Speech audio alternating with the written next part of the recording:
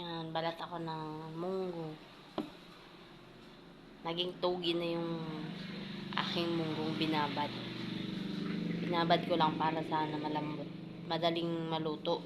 Madaling lumambot pag pinakulo. Ang nangyari, naging togi na. Inabot na ano eh. Kalo, kahapon ko pa itong umaga binabad. Ngayon tumubo na siya. Konti pa lang na. Maliliit pa lang yung tukoy niya.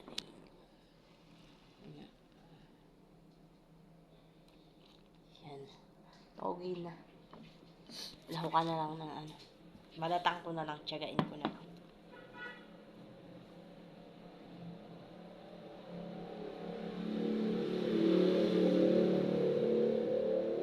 Para mamayang hapon may pang-ulam na.